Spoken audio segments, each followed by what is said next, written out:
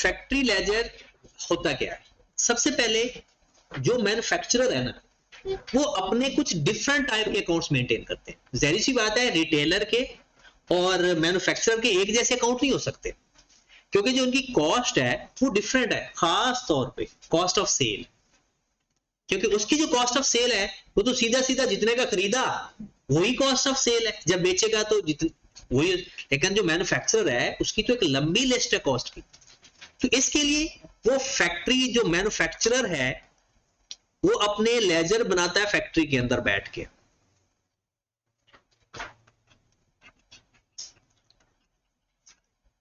वो फैक्ट्री के अंदर बैठ के लेजर बनाता है। कहते क्या ये हेड ऑफिस में नहीं बना सकता? फिर वो तो जनरल लेजर हो जाएंगे। हेड ऑफिस में जो बनाएगा वो कौन से लेजर होंगे? वो तो नॉर्मल लेजर है ना, जो पहले ही बना रहा है वो कहता है फैक्ट्री लेजर वो लोग बनाते हैं जिनका हेड ऑफिस और फैक्ट्री का जो डिस्टेंस है वो दूर हो। कुछ लोगों के ना फैक्ट्री के अंदर ही ऑफिस होता है, अकाउंट ऑफिस भी उधर, हेड ऑफिस भी वही और फैक्ट्री भी वही। वो क्या कहते हैं, पीछे सारी फैक्ट्री हो जाती है, आगे वो अपना हेड ऑफिस बना लेते हैं। कुछ लोगों का ऐसा नहीं होता, फैक्ट्री है सुंदर में और हेड ऑफिस यहां गार्डन टाउन में। तो वो क्या करेंगे फिर, वो जो मैन्युफैक्चरिंग सारी कॉस्ट होगी ना, उसके वो एक लेजर मेंटेन कर लेंगे, वो अपना एक रिकॉर्ड मेंटेन कर लेंगे। तो उसे हम कहते हैं, और ये मोस्टली कब होता है कि जब फैक्ट्री और हेड ऑफिस दूर दूर होते हैं। थोड़ा बहुत फासला भी हो तो फिर भी नहीं, क्योंकि हेड ऑफिस में बैठ के सारी एंट्रीज पास कर लो। तो फैक्ट्री लेजर फिर बनाए क्यों जाते हैं, क्यों जरूरत होती है? वो कहते हैं कुछ इस तरह से होता है कि फैक्ट्री लेजर के अंदर एक raw material, labour, production overhead और नॉन प्रोडक्शन ओवरहेड, इनकी ट्रीटमेंट कुछ डिफरेंट होती है। कहते हैं ये जो तीनों है ना, ये हैं तो हमारे खर्चे, लेकिन ये डायरेक्ट प्रॉफिट एंड लॉस में नहीं जाते। ये पहले किधर जाते हैं? ये जाते हैं वर्क इन प्रोसेस के। ऐसा हमने पढ़ा है ना, पहले इनकी एंट्री पढ़ते हैं, फिर वर्क इन प्रोसेस डेबिट करते हैं और फिर ये क्रेडिट कर देते हैं। वर्क इन प्रोसेस ये क्या होते हैं? फिनिश्ड गुड्स में मूव करते हैं खर्चे सारे, और फिनिश्ड गुड्स में जब ये सेल होंगे तब सेल्स हमारी इनकम हो जाती है और कॉस्ट ऑफ सेल हमारा एक्सपेंस हो जाता है। और ये जो प्रोडक्शन ओवरहेड है डायरेक्ट यहां पर एक्सपेंस में आ जाते हैं।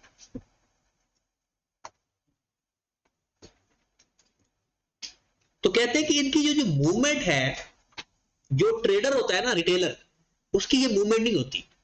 वो direct sale, cost of sale, other expense. लेकिन इसका एक प्रॉपर तरीका होता है, फ्लो होता है, मटेरियल, लेबर, ओवरहेड सारे प्लस होके work in process, work in process finish goods, फिर जब वो सेल होगा फिर कॉस्ट ऑफ सेल, और फिर ग्रॉस प्रॉफिट में से ये जो नॉन प्रोडक्शन ओवरहेड है ये डायरेक्ट माइनस करेंगे तो हमारा नेट प्रॉफिट आ जाएगा। कहता है ये जो होता है ना मैन्युफैक्चरर, इसके पास ना कॉस्टिंग करने के ना दो मेथड होते हैं। एक को कहते हैं इंटीग्रेटेड। इंटीग्रेटेड का मतलब क्या होता है? इकट्ठा या अलग अलग? इकट्ठा। और एक होता है इंटरलॉकिंग। इंटीग्रेटेड में क्या होता है, ये जो हेड ऑफिस वाला है और ये जो मैन्युफैक्चरर है ये इकट्ठी एंट्री पास करते हैं। और जो इंटरलॉकिंग में क्या कहता है, हेड ऑफिस वाला अलग और मैन्युफैक्चरर अलग, वो फिर अकाउंट्स अलग अलग रखते हैं। ये जो इंटीग्रेटेड मतलब इसे हम कहते हैं कॉस्ट अकाउंटिंग सिस्टम।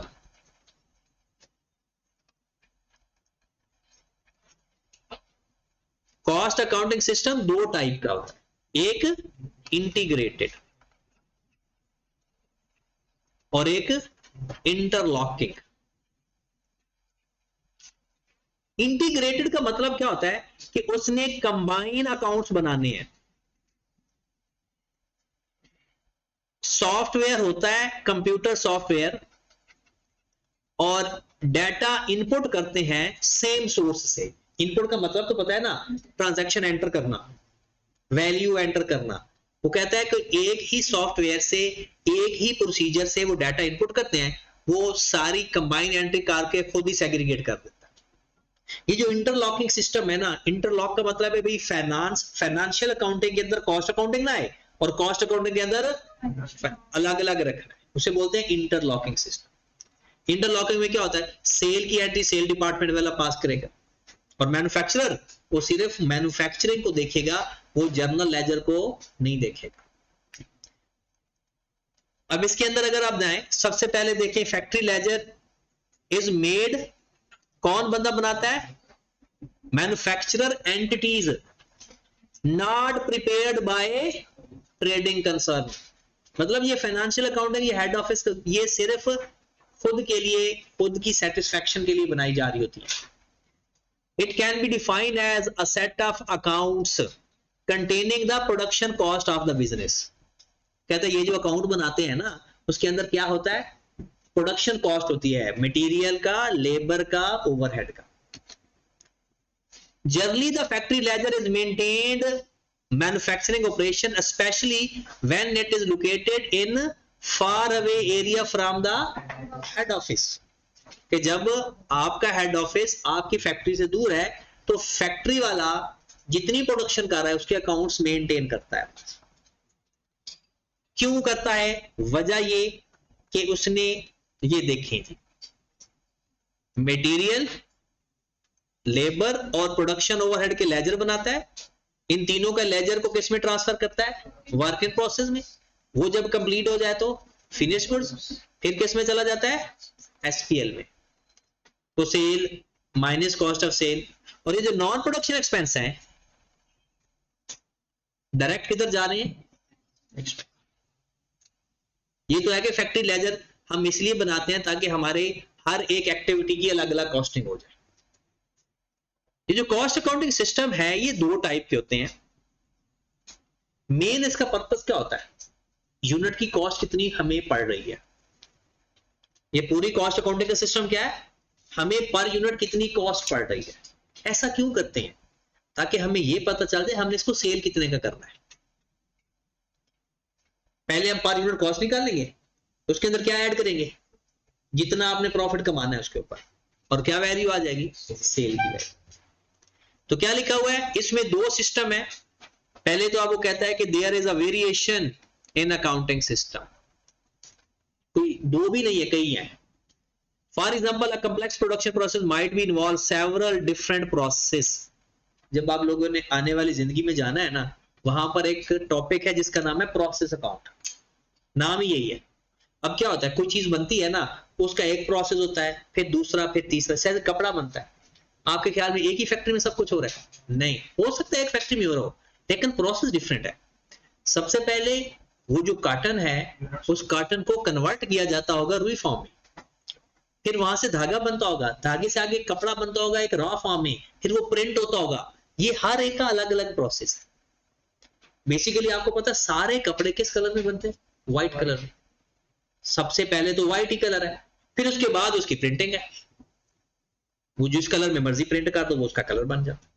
तो वो कहता है कि डिफरेंट प्रोसेस के अंदर प्रोडक्शन हो सकता है डिफरेंट प्रोसेस में से गुजर के आ रही हो, और वो ट्रांसफर किस में हो जाती है, chain of work in process before final transfer of, बातें वही बार बार करी जा रहा है।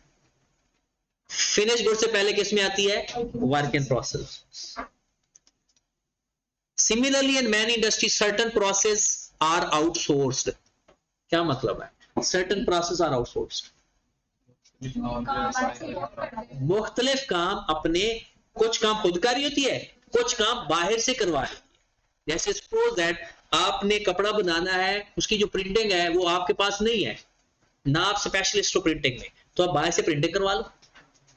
सपोज आप गाड़ियां बनाते हो लेकिन उसकी जो सीट्स हैं वो आउटसोर्स करते हो, बाहर से बनवाकर फिट करते हो। आप इंजन में एक्सपर्ट हो, इंजन बनाने में, लेकिन ना टायर्स में एक्सपर्ट हो, ना सीट बनाने में एक्सपर्ट हो, ना बॉडी। आप इंजन बनाओ, टायर्स और बाकी चीजें बाकी एक्सपर्ट कंपनी से बनवा लो, आउटसोर्स कर लो चीजें। In textile companies, the process of spinning may be done in house. Then the thread given to the outsourced vendor for knitting and the knitted cloth. पता चल गया, ये तो आप लोगों का अपना काम है। वो कहता है कि जो स्पिनिंग का काम है वो खुद कर ले, और जो धागा है या वो जो बुनने वाला काम है वो बाहर से करवा लो। कहता है अकाउंट मेन ये है, वो ऊपर की तो कहानी है बस, ये जो ऊपर पैराग्राफ लिखा है सारी कहानी लिखी हुई है, मेन ये है। हाँ पेपर में ये सवाल आ सकता है, क्या कंपनी हमेशा सारे काम खुद करती है या आउटसोर्स करवा सकती है? करवाती है आउटसोर्स। इंटीग्रेटेड और इंटरलॉकिंग, ये है मेन। इंटीग्रेटेड में क्या होगा, a single set of accounting record, पहली बात कंबाइन होता है, एक दोनों का जर्नल और मैन्युफैक्चरर फैक्ट्री का रिकॉर्ड इकट्ठा। Provide financial and cost account, आपको पता है ये जो चैप्टर नंबर 8 के अलावा सारी अकाउंटिंग हमारी फाइनेंशियल अकाउंटिंग है। चैप्टर नंबर 8 के अलावा सारी अकाउंटिंग क्या है, फाइनेंशियल अकाउंटिंग, ये कॉस्ट अकाउंटिंग है। वो कहता है कि आप ऐसा करो, एक ही जगह रिकॉर्ड रख लो फाइनेंशियल अकाउंटिंग का भी और कॉस्ट का भी, using common input of data. मतलब इनपुट करने का तरीका क्या है, कॉमन, एक ही तरीका है, और वो फाइनेंशियल अकाउंटिंग का रिकॉर्ड भी उसी के अंदर।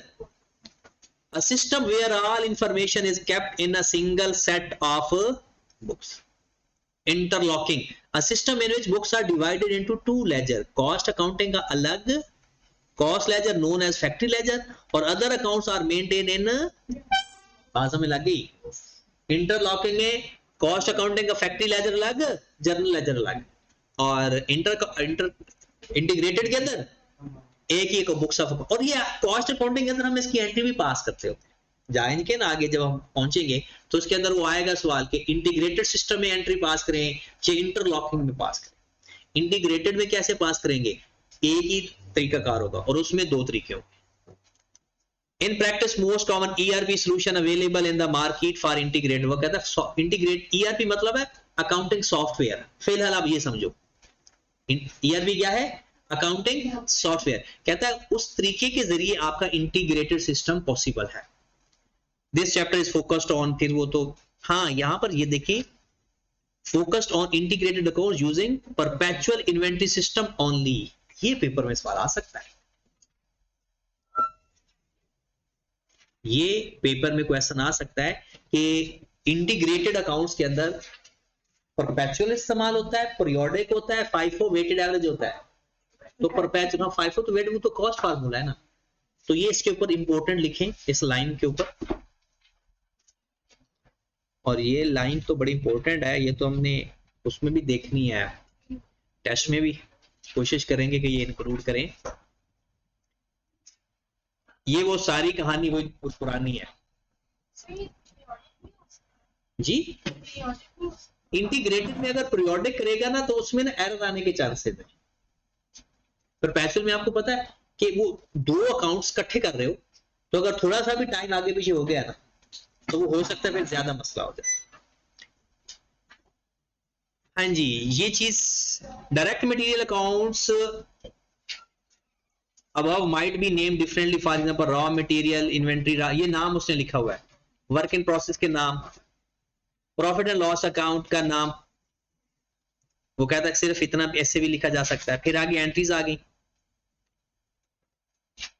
ये चीज इंपॉर्टेंट है थोड़ी सी बस।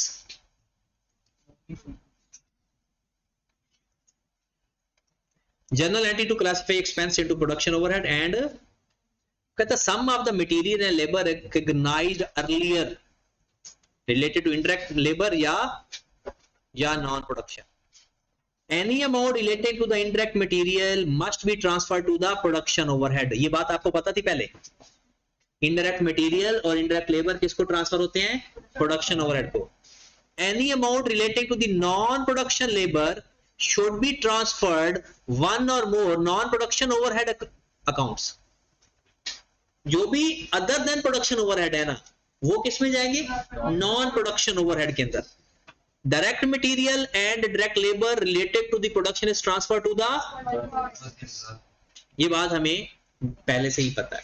सारे प्रोडक्शन ओवरहेड हो जाएंगे प्रोडक्शन ओवरहेड के अंदर, जो डायरेक्ट एक्सपेंस है वो जाएंगे वर्क इन प्रोसेस के अंदर डायरेक्ट, और जो नॉन प्रोडक्शन ओवरहेड है वो जाएंगे नॉन प्रोडक्शन ओवरहेड के अंदर, मतलब सेलिंग एक्सपेंस, एडमिन एक्सपेंस, ये सारी चीज।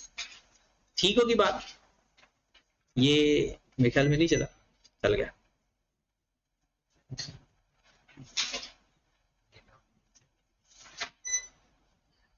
ये खेल तो नहीं रहा।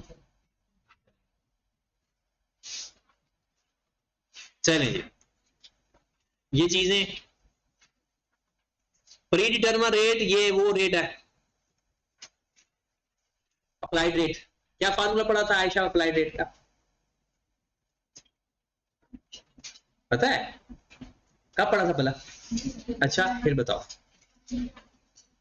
Budgeted production overhead divided by normal activity level, ये इसका formula. Budgeted overhead divided by normal production capacity. Budgeted overhead क्या होते हैं? एस्टिमेटेड एक्चुअल ओवरहेड, जो एक्चुअल में इनकर्ड हूं। Absorbed overhead actual production multiplied by rate. Under ये over absorbed, और ये सारी वही बातें जो हम पढ़ चुके हैं।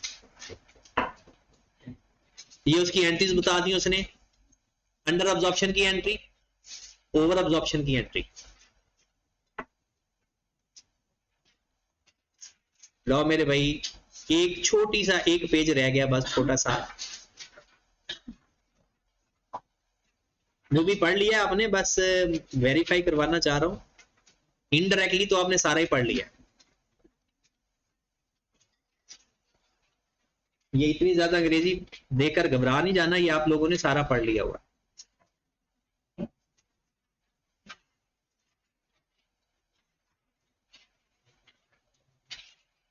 पर्पस क्या है इसका? वो कहता है main purpose of is to ascertain the manufacturing cost of producing finished goods. Manufacturing account का पर्पस क्या है? कि जो हमने चीजें मैन्युफैक्चर की है उसकी कॉस्ट क्या निकली है। मेन है ही पर्पस यही, क्योंकि अगर ये हम नहीं बनाते मैन्युफैक्चरिंग अकाउंट, हमें पता कैसे चलेगा हमारी प्रोडक्शन कॉस्ट कितनी आ रही है, हम इसको कितने में सेल करें। Non manufacturing entities involved in the trading goods at a profit, therefore manufacturer prepare manufacturing account in addition to trading account. कहता है जो नॉन मैन्युफैक्चरिंग है ना ट्रेडिंग, वो सिर्फ ट्रेडिंग अकाउंट बनाती है, प्रॉफिट एंड लॉस बनाती है। जो मैन्युफैक्चरर है वो भी बनाता है, एडिशनल एक चीज बनाता है, मैन्युफैक्चरिंग अकाउंट। आप देखें जो पहले आपने फाइनल अकाउंट के सवाल किए थे, कभी मैन्युफैक्चरिंग अकाउंट की जरूरत पड़ी? अब आपने मैन्युफैक्चरिंग में आए हैं तो वो ये लिखा हुआ है, manufacturing entities prepare manufacturing account also in addition to the trading and profit and loss and statement of financial position. अब आपके पेपर में सवाल आ सकता है, एक ट्रेडर का बिजनेस है, ट्रेडिंग एंटिटी है, वो कौन कौन से अकाउंट बनाएगी? एसपीएल, आपको पता है ग्रॉस प्रॉफिट तक के हिस्से को ट्रेडिंग अकाउंट कहते हैं। Trading account, profit and loss, statement of financial position. और जो मैन्युफैक्चरर है ये तीनों बनाएगा, एक और अकाउंट बनाएगा, वो कौन सा है? Manufacturing. Manufacturing account helps the better understand to the cost effectiveness of manufacturing activities. बाकी तो ये एज इट इज लिखा हुआ है। After ascertainment cost finish goods, ये वही बात लिखी हुई है। Separating production and non production overhead, separating cost into the cost further function है। वो कहता है cost show managers that expected to spend on each function and how they are actually spending. Main वो ये कह रहा है कि हमारे सारे खर्चों में से प्रोडक्शन पे कितना खर्चा हो रहा है और अदर देन प्रोडक्शन कितना खर्चा हो रहा है। देखो ना, कल को आपने कॉस्ट कम करनी है तो पहले ये भी तो पता करो हमारा खर्चा हो किधर रहा है, प्रोडक्शन पे ज्यादा खर्चा हो रहा है या नॉन प्रोडक्शन पे, कौन सा खर्चा कम करना है। तो पहले उसको सेपरेट करो, और उसने ये सेपरेट की हुई हैं चीजें कि कहता है जो फिनिश गुड्स के ऊपर चीजें आ रही है ना, ये तो वो उसने बताया है कि finish goods that have been produced during the financial year but not yet sold. और पार्टली फिनिश प्रोडक्ट को क्या बोलते हैं? Work in process. The cost of finish goods and work in process consist of total production cost must be therefore divided into या shared between goods produced and sold in the period, goods produced but not yet sold, और simple सी बात है, जितनी चीजें बेच गई हैं वो चली जाएंगी कॉस्ट ऑफ सेल में, जो चीज नहीं बिकी और जो चीज अभी इन प्रोसेस में है और जो अभी रॉ मटेरियल में है उनको सेपरेट करके क्लासिफाई करना है।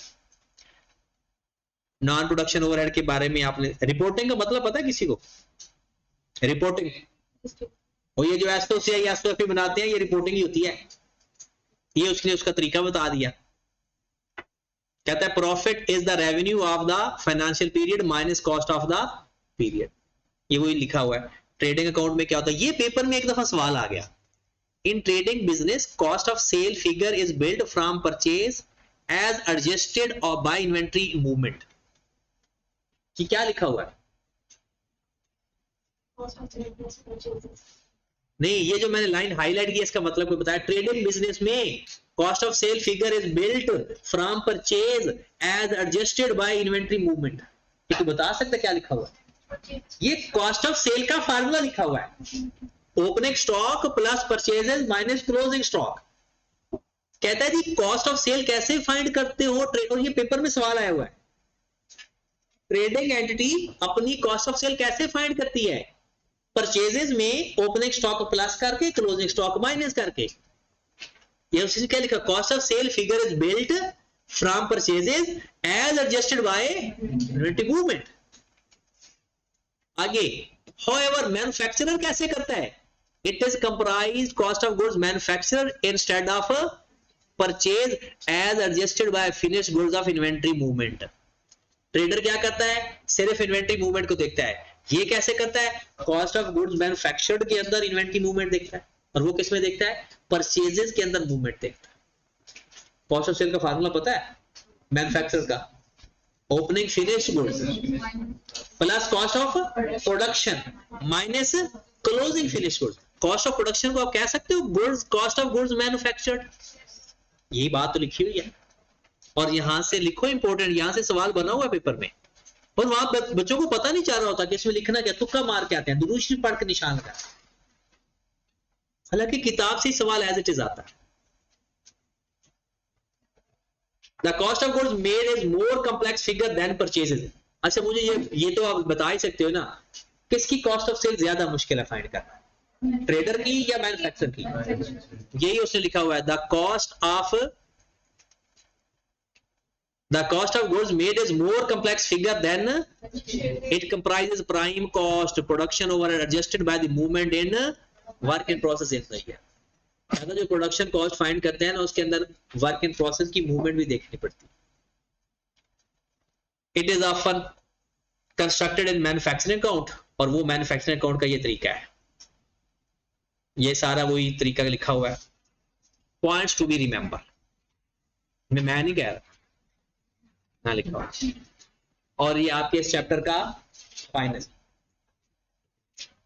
अगर कहते हो तो इसका सेल्फ टेस्ट का थोड़े से सवाल हल कर लेते हैं, नहीं अगर आप खुद ट्राई करना चाहते हो पहले, लेकिन मैं आपको दोबारा बताऊंगा, जो सवाल आपका तुक्के से ठीक हुआ समझो वो आपने इधर आकर डिस्कस करना है। जो पहली दफा आपको कंफर्म पता है कि हाँ इसका जवाब है ही ये, बस वो ओके करना है, वरना वो कहते हैं in the absence of ledger balance like inventories quantity manufacture we need to calculate the figure of our inventory sales from the available data. कहता है जब कभी आपके पास लेजर्स ना हो, आपने इन्वेंटरी फाइंड करनी है उसकी कॉस्ट, तो उसके सेल के डाटा से भी कॉस्ट फाइंड कर सकते हो। पता है कैसे? उसमें सीपीएस अप्लाई करके। कैसे? सेल में से मार्जिन माइनस कर दोगे तो कॉस्ट फाइंड हो जाएगी। कहता है कि इन the absence of ledger balance, तो क्या आप कॉस्ट फाइंड कर सकते हो? तो आंसर इज यस, कर सकते हैं। कैसे? सीपीएस अप्लाई करेंगे, सेल से कॉस्ट आ जाएगी। फिर the manufacturer accounting format must show values and the quantities if available. कहता है जब मैन्युफैक्चरिंग का अकाउंट बनाओ ना, तो उसमें ना कोशिश किया करो क्वांटिटी भी साथ लिखा करो। आपको याद होगा जब आपने लेजर कार्ड बनाए थे उसके अंदर क्वांटिटी भी लिख सकते हो। तो कहता है मैन्युफैक्चरिंग अकाउंट के अंदर अगर ऐसा है कि क्वांटिटी गिवन है तो फिर क्वांटिटी भी साथ लिखा करो। यूनिट सोल्ड कैसे फाइंड हो सकते हैं? ये तो आम सी बात है। यूनिट सोल्ड कहते हैं कितने यूनिट सेल हुए। देखिए आपके पास यूनिट पड़े थे ओपनिंग स्टॉक के 500 यूनिट, ये डाटा किस चीज का है? और आपने प्रोड्यूस किए या परचेज किए? प्रोड्यूस किए या 5500। आपके पास जो अनसोल्ड है वो है 1000। तो कोई बता सकता है सेल कितने हुए होंगे? कोई बता सकता है सेल कितने हुए होंगे? 5000। मतलब कैसे? 500 पहले का पड़ा था, 5500 बनाया, टोटल कितना हो गया? 1000 अभी आपके पास मौजूद है, बाकी किधर गए? बिक गए। तो यूनिट सोल्ड आपसे वो ये भी पूछ सकता है बताओ कितने यूनिट सेल हुए। कितने यूनिट्स इस फार्मूले से? ओपनिंग स्टॉक प्लस प्रोड्यूस या purchase minus closing stock is equal to unit. इस फार्मूले से वो ये भी पूछ सकता है ओपनिंग क्लोजिंग इतना है, इतने बिक गए, बताओ बनाए कितने। या वो ये भी कह सकता है ओपनिंग और प्रोड्यूस इतने किए, सेल इतने हो गए, बताओ अनसोल्ड कितने पड़े हैं। तो इस इक्वेशन की एप्लीकेशन पेपर में आ सकती है। आई कैप दे ना दे, मैं टेस्ट में देनी है। In the sense of specific information we always assume first in first out basis. लॉ जी, बात ही खत्म होगी। कहते हैं अगर आपको कुछ ना पता चल रहा हो तो कौन सा मेथड इस्तेमाल कर लो, FIFO इस्तेमाल। और मैन्युफैक्चरर इंटीग्रेटेड सिस्टम में कौन सा इस्तेमाल करते हैं, परपेचुअल, वो रिकॉर्डिंग सिस्टम है। ठीक है, लो मेरे भाई आपका चैप्टर कंप्लीट, और इंशाल्लाह कल मुझे यकीन है कि आपके सारे सवाल हो जाएंगे। दोनों आपने एडिशनल भी करने हैं, और ये तो किसी के मिस भी नहीं है, बहाना भी नहीं है कि हमारे लेक्चर मिस है। ठीक है, तो ये आपने सेल्फ टेस्ट करना है सारा, प्लस इसके एडिशनल सवाल करने हैं, और कल इंशाल्लाह हम चैप्टर नंबर 10 स्टार्ट करेंगे।